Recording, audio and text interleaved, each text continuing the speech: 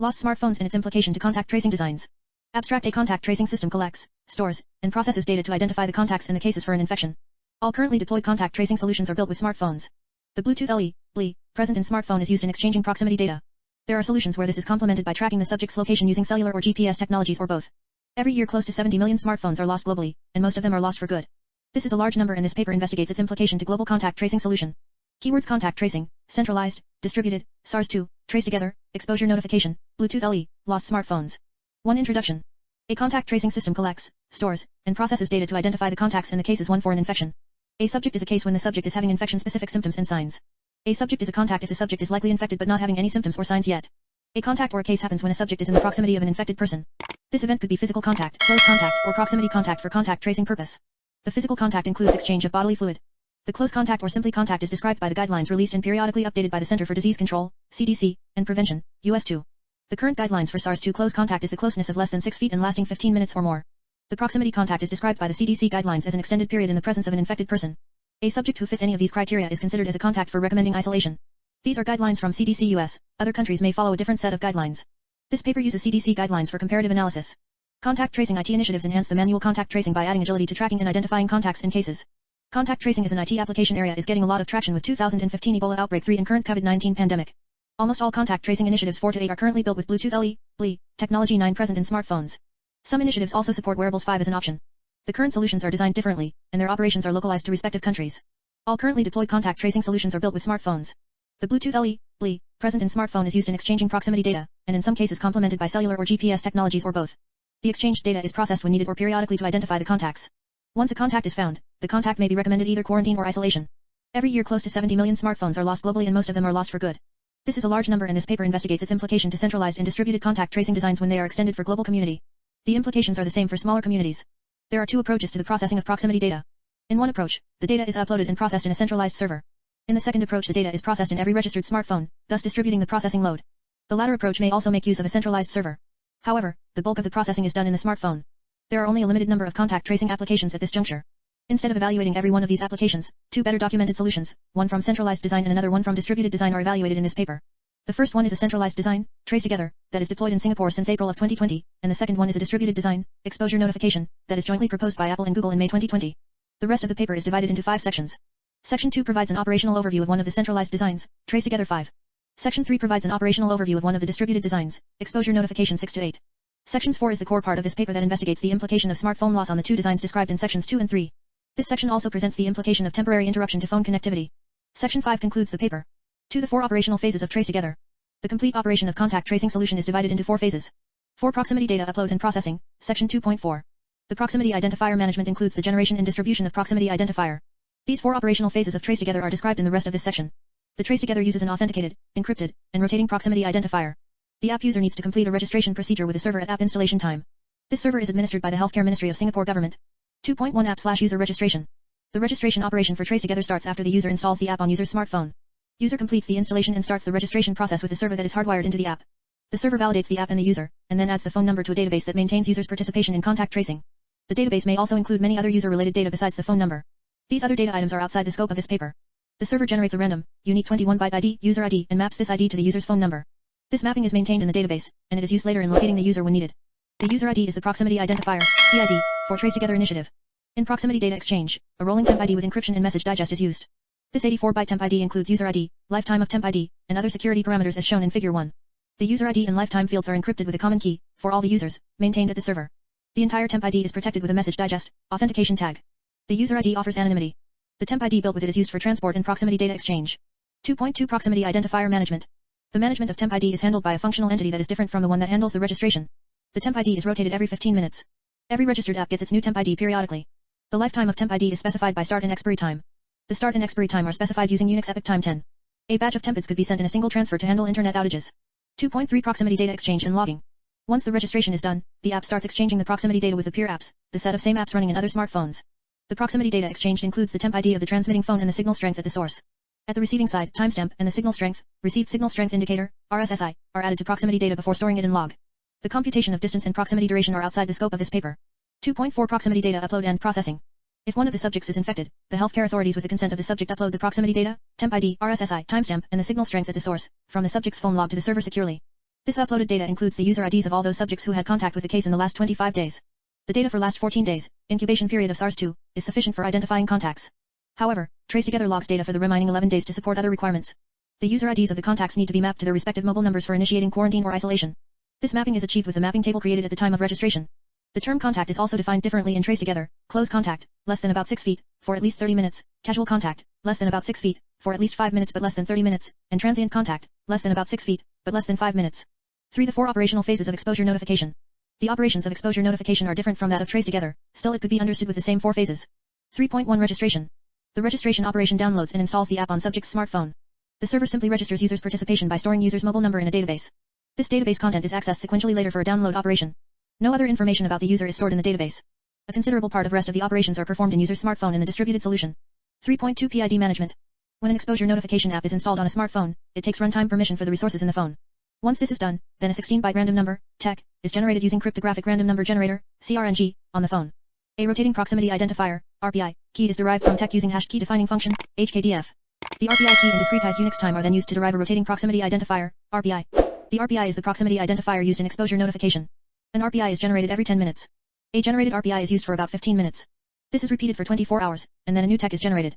The figure 2 illustrates the relationship among TEC, RPI key, and RPI. The TEC and RPI form dual proximity identifiers like user ID and temp ID of TraceTogether. The only way to check if a given RPI belongs to a phone or not is by having the TEC from the phone that generated it in the Unix epoch time I9 at which it is generated. 3.3 Proximity data exchange. The user anonymity is maintained by using RPI as proximity identifier. The proximity message is a normal Bluetooth advertisement message, ADV_IND, differentiated by RPI and data, figure 2, in the 31-byte payload section. The proximity information is exchanged by broadcasting and scanning the contact tracing broadcast messages from the other phones. The RPI can only be mapped with the TEC from the phone that generated it. The RPI is not bound to any hardware address or fixed logical address on the smartphone. Every phone sends periodic broadcast of proximity data with RPI. Every smartphone in the neighborhood scans for proximity data and stores the scanned record in its microSD. The proximity record includes an RPI, and the data needed to compute Lee's signal strength at the source. The timestamp and the signal strength at the receiving end are added to the record before storing it in the log. 3.4 Data processing. If a subject is found to be infected, then with this subject's permission, the diagnostic keys, TEC, time, of the subject for the last 14 days of incubation period are uploaded to a cloud server. This set of diagnostic keys is the only information uploaded. This key set does not identify the user. Every app fetches the list of diagnostic keys from the cloud server for all the recently infected cases periodically from the cloud. The diagnostic keys are then used to generate RPIs and check against the proximity data in their respective local log. This processing is distributed to individual's phone. If a match is found, then the data is assessed for its proximity and duration suggested by the guidelines, and a recommendation is made to the subject. If there is no match, then no action is recommended. 4 Loss of smartphones and its implication. There is an issue that is common to both designs centralized and distributed. A staggering 70 million smartphones are lost globally in a year 11. There are close to 3.7 billion smartphones in use at the time of writing this paper. A simple uniform distribution of this loss suggests that there is an approximate probability of 0.5 x 10-4 that a phone is lost on a specific day. This is a recurring phenomenon that can lead to data loss and other issues. A good assessment of the loss is needed to understand the implications of contact tracing systems. Appropriate solutions can be pursued if these implications are significant. A typical sequence of phone loss and reactivation is captured in figure 3. One of the registered users loses the phone. The phone stays active for a short window of time and then the service is terminated to the phone one way or another. The service is reactivated with the same identification with a newer phone after certain duration. This duration is referred to as absence window in figure 3. The original owner of the phone starts using the new phone. It takes another 14 days for the new phone to collect contact data for the CDC suggested full incubation period of SARS-2. The complete contact tracing operation is restored after this recovery window period. The average values assumed for short window and absence window respectively are 3 hours and 12 hours. There is no activity during absence window. The factors considered in the evaluation includes if the phone is lost after or before uploading the contacts log, and different types of data received and transmitted from the phone during these windows. The highest number of single-day new cases is around 250,012 so far. A simple model suggests the probability that a subject becomes a case on a day is 0.68 x 10-8. 4.1 Implication, distributed design, short window. There are 3 possible data exchanges during this short window: diagnostic keys, contact data transmitted from the phone, and the contact data received by the phone from other phones in the neighborhood. The app on the phone will continue to download the diagnostic keys of newly identified cases from the cloud server and carry out the matching process with the data in the log. A large part, close to 14 days, of the data still represents the data received by the original owner except for the short window period of about 3 hours. The result of one such processing could identify the owner as a contact and recommend quarantine. The person who is currently having the phone will come to know of this private information, and more importantly, that information is not available to the owner of the phone. This observation suggests a potential privacy problem. A subject who lost the phone and found to be a contact in one of the processing periods is of low probability. This scenario is unique to exposure notification and is of low probability, but still possible. There is also a smaller possibility the above contact status is incorrect or false positive.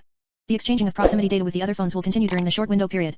The contact data received from other phones during this window is of no consequence. On the other hand, the data sent from this phone to all other phones in the last 14 days is valid except for the data that is sent during the short window. This entire transmitted data from this phone is lost along with the diagnostics keys. If the owner stays normal for the next 14 days, this loss is inconsequential. If the owner becomes infected within the next 14 days, then there is a loss of data. If the owner becomes a case on the same day after the loss, then 14 days data is lost. If the owner becomes a case after 14 days, then there is no data loss. Thus, on the average, 7 days data could be lost. The data loss is modeled as a function of both the probability that the owner becomes a contact or a case in the next 14 days and the number of RPIs sent out in the last 14 days. The probability of an individual losing the phone and becoming a case is low, but possible. The loss is the number of RPIs sent during the incubation period. The probability of this occurrence is more than the previous short window occurrence due to the number of days. It is the probability that a subject who just lost the phone is becoming a case in the coming 14 days. If the owner loses the phone after the diagnostic keys are uploaded, then the RPIs sent during the short window leads to false positive cases assuming the owner is not anywhere near the lost phone during this window.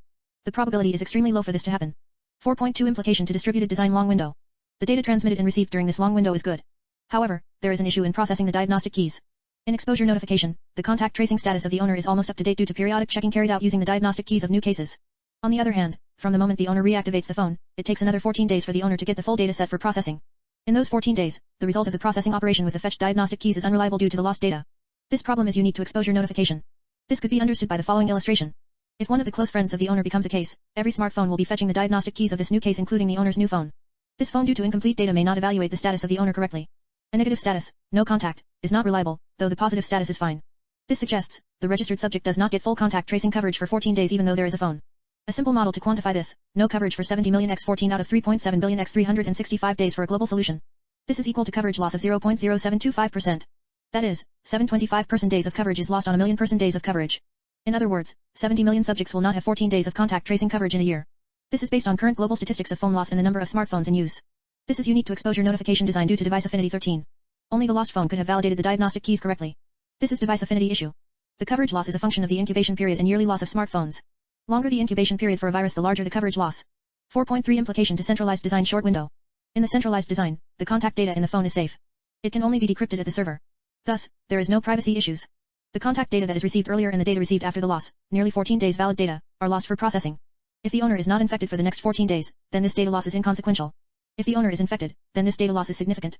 On the average 7 days of contact data could be lost if the owner isn't infected. This aspect of loss is identical to the distributed design. The contact messages sent from this phone after the loss are no longer representing the original owner of the phone. The data transmitted during this interval could lead to false positive incidences with the original owner falsely identified as a contact. This is of low probability considering the short interval. If the owner becomes a case, then the manual process can be made to complement the automated contact tracing. The contact data from the phones of the subjects who spent time with the owner can be uploaded and processed to reduce the loss.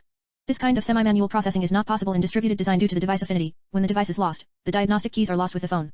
4.4 Implication to centralized design long window. In the centralized system, the loss of phone does not mean loss of coverage. This is because the owner's contact status is decided by the data in other phones, unlike the distributed system where the status is decided by the data in the owner's phone. Still, the data lost for 14 days need to be built during this long window. During this period, if one of the friends of the owner becomes case, then there is no issue. The contact details are likely within the phone of the new case. If the owner becomes a case, then on the average 7 days contacts of the owner is lost as described earlier. There is a short coverage loss of 15 hours here during the short window and absence period. This coverage loss also occurs with distributed design. 4.5 Summary. There are some common implication and some that are unique to a specific design. Most of the issues are of low probability. There is a low probability privacy issue in distributed design. This is unique to distributed design. A unique and a significant issue with the distributed design is the lack of contact tracing coverage. There is a lack of contact trace coverage during the long recovery window. This is significant and stands out compared to all other issues found in either design. This is due to the affinity 13 of the contact tracing process to a specific device. There is a data loss of moderate probability that can occur in either design. There is a possibility for a semi-automated process to partially recover from the phone loss of a new case in centralized system. This is not possible with the exposure notification due to device affinity. 5. Absence of network connection. In the last section we analyzed the implication of loss of phones for good. Occasionally, a phone may lose connectivity to network for an extended period, typically few hours. This can happen due to lack of battery charge, absence of service due to billing issues, lack of internet connectivity, intentionally turned off by the user, etc. In the centralized design, this may lead to suspension of transmission or exchange of contact data due to the lack of rotating proximity identifier. The phone fails to transmit proximity data if it is using non-intrusive exchange, otherwise receiving could also be suspended. This creates the risk of missing out contact identification opportunities during these intervals. In the distributed design, these interruptions could make the phone to fetch and process diagnostic keys for multiple periods or make the phone to skip over diagnostic keys of multiple periods. The former case could overload both the phone and the server, leading to server load fluctuation and larger server storage requirement. In the latter case, there is a risk of not identifying a contact. 6. Conclusion. All currently deployed contact tracing solutions are built with smartphones. Globally 70 million smartphones are lost in a year. This is a large number and its implication to contact tracing designs are investigated in this paper. 2 solutions, one from centralized design and another one from distributed design, are investigated to find out the impact of this loss. In general, many of the implications are insignificant except for the following 2 key ones. There is a lack of contact tracing coverage of 70 million 14 person days per year with the distributed design. There is an option to support the loss of a phone, of a case, with a semi-manual, partial recovery process in centralized design, as opposed to the distributed design where it is not possible for any recovery.